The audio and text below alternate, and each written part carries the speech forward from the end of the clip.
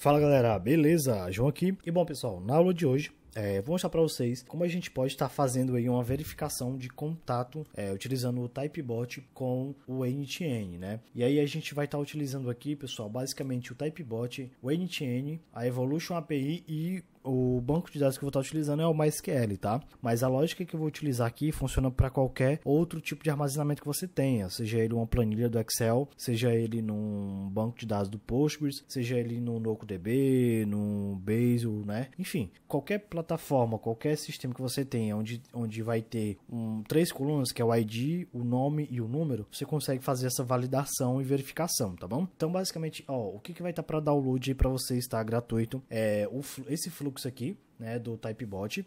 Vocês também vão ter no banco de dados de vocês, aí eu vou deixar disponível para vocês estar utilizando esse banco de dados de leads, né, onde só tem basicamente o ID, o nome e o número. Também vou deixar para vocês download esse fluxo do NTN. Eu vou explicar para vocês passo a passo cada fluxo, a gente vai rodar aqui para vocês testar, ok? Aqui no Typebot eu tô dando início aqui definindo três variáveis, tá?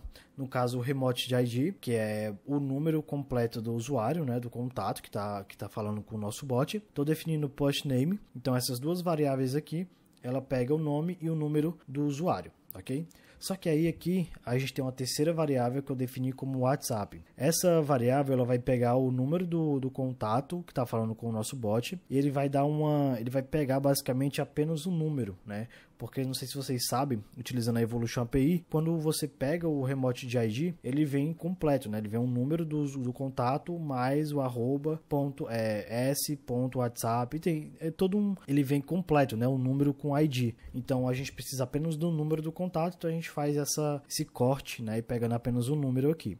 Depois, pessoal, eu pego e tô fazendo um envio para o webhook do NTN, né? Então aqui a gente vai ter o webhook do NTN.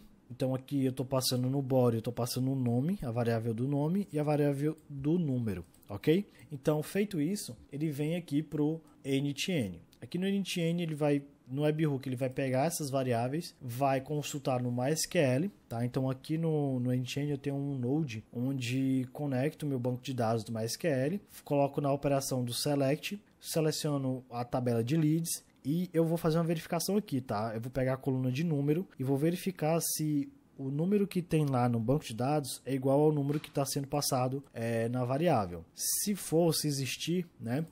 Eu estou fazendo uma verificação aqui que se o JSON que está retornando para mim ele é vazio, significa que não existe nenhum contato dentro dessa tabela com o número que eu passei, né? Então significa que o contato não está cadastrado. Então, se for vazio, ele vai vir para o true, que aqui ele vai basicamente pegar o contato, as informações do contato, né, no caso o nome e o número, e vai armazenar no banco de dados.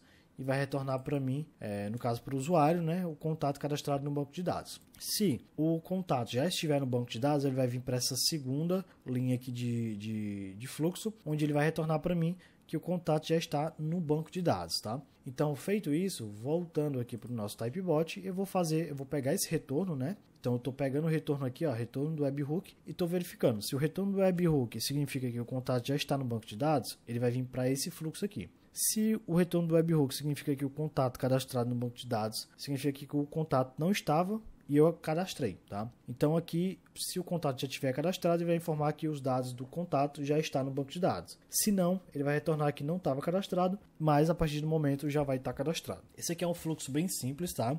Onde é verificação no banco de dados, utilizando o Typebot e o NTN. Mas aqui você poderia colocar, se o usuário não tivesse cadastrado no banco de dados, você poderia enviar uma mensagem para ele com as suas políticas de privacidade, com um link para ele aceitar, né? Ou então perguntando se o usuário quer que você armazene as informações sobre ele e tudo mais, enfim, né? Para fluxos de empresas que tem o LGPD muito forte, né? É importante que tenha essa configuração, né? Pedindo para o usuário armazenar a autorização do usuário para armazenar as informações dele no banco de dados ou qualquer lugar que você for armazenar, né? Mas basicamente esse é um fluxo simples, tá?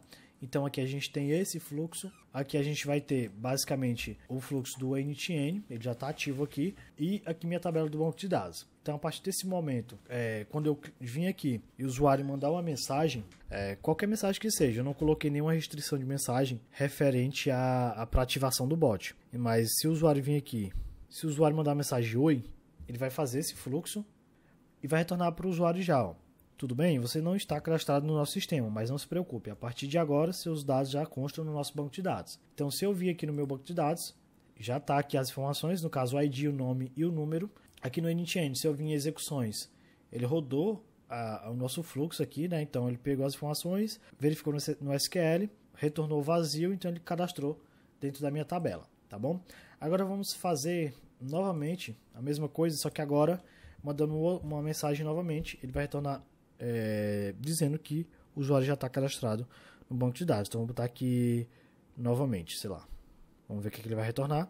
João Vitor, tudo bem? Seus dados já constam no nosso banco de dados. Então ele verificou, existe o usuário, então não precisa mais cadastrar, só retornar que ele já existe. E aí, pessoal, aqui você pode aqui no NTN retornar para o webhook as credenciais do usuário, como o ID, o nome, número, então mais informações que você vai armazenar dentro do banco de dados, tá? Mas é muito mais simples. Então é isso, pessoal. Espero que vocês tenham gostado desse vídeo. Os downloads dos fluxos vão estar aí na descrição do vídeo para baixar, tá bom? Na descrição também tem uma chave Pix, caso você queira contribuir com o meu café. Então é isso, pessoal. Até breve, até o próximo vídeo e fui!